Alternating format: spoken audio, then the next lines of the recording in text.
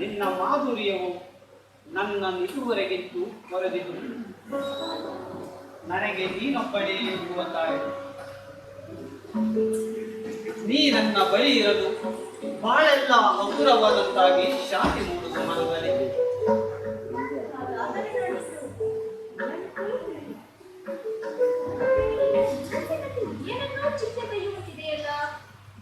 ಏನೆಂದು ಹೇಳಬೇಕು ತಾಂಬೆ? ನನ್ನ ಮನತಾಯಿ ಚೆಲುವಂಬೆ ತಂದೆ ಅಳಿದಿನ್ನು ವಾರದಲ್ಲೂ ಕಳೆದಿಲ್ಲ. ಸೇನಾಧಿಪತಿ ನಿಂಬಯ್ಯನೊಡನೆ ಹಗಲು ಇರುಳು ನಲಿಯುತ್ತಿರುವಳು.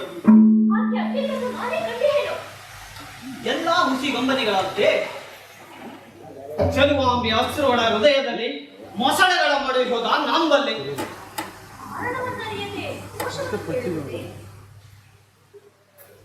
ಇಂದಿನಿರುಳೆಲ್ಲವನ್ನು ಮನಗಾಣಬೇಕು. ತಿಂಗಳ ಮಬ್ಬುವ ಎಷ್ಟು ಮನೋಹರವಾಗಿದೆ. ಈಗ ಸಮಯವೆಷ್ಟಿರಬಹುದು? ನಡುರಾತ್ರಿ ಕಳೆದಿದೆ ಸ್ವಾಮಿ. ಇನ್ನೇನು ಅದು ಬರುವ ಸಮಯ. ಹೊನ್ನಯ್ಯ, ನಾನೊಬ್ಬ ಸಾಮಾನ್ಯ ಮಾನವನಾಗಿ ಹುಟ್ಟಬಾರದಾಗಿದ್ದೆ. ಸಾಮಾನ್ಯರು ಈ ರೀತಿ ಆಲೋಚಿಸುವುದಿಲ್ಲ. ನಿಮಗೀಗ ಕೊರತೆ ಏನು?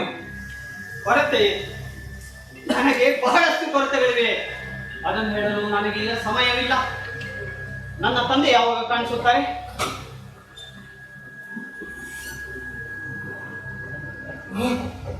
ಬಸವಯ್ಯ, ಬಸವಯ್ಯ! ಹೌದು, ನನ್ನ ತಂದೆ. ಮಾತಾಡಿಸು.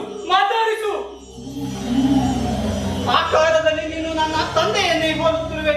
ಅದರಿಂದ ನುಡಿಸುವೆನು. ಬಸವೇಂದ್ರನೇ, ಭೂಮಿಪನೇ, ಓ ತಂದೆ, ಓ ದೊರೆಯೇ, ಬಿದನೂರಿನಾಡಿದ ಮಹಾಸ್ವಾಮಿ, ಪಡಿಯನಿತ್ತೆನ್ನ ಮನದ ಸಂದೇಹವನ್ನು ಪರಿಹರಿಸು. ಪುಣ್ಯಾತ್ಮನಾದ ನೀನಿಂತೇಕೆ ದಿಕ್ಕಿರದೆ ಮಡಿದವನ ಆತ್ಮದಂಡದಲ್ಲಿ ಪ್ರೇತ ರೂಪದಿ ರಾತ್ರಿಯನ್ನು ಸುತ್ತುತ್ತಿರುವೆ. ಇದರರ್ಥ ವೇದನವು ದುಃಖದಿಂದೆಂದರೆ ತಿಳಿಯುತ್ತಿದೆ.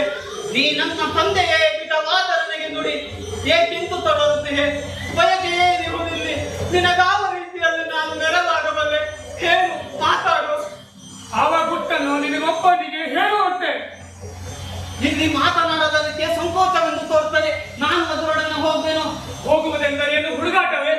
ಬಿಡು ಹೊನ್ನಯ್ಯ, ನನ್ನ ಜೀವನವು ನನಗೆ ತೃಣಕ್ಕಿಂತ ಕಡೆ. ನನ್ನ ಆತ್ಮ ಅಮರವಾದುದು. ನೋಡು, ಮರಳಿ ಕೈ ಬೀಸಿ ಕರೆಯುತ್ತಿದೆ. ನಾನು ಹೋಗಿಯೇ ಹೋಗುವೆನು. ಅದಾಗದು ಬಸವಯ್ಯ, ನಿನಗೇನು ಹುಡುಗಾಟವೇ? ಬಿಡು ಹೊನ್ನಯ್ಯ.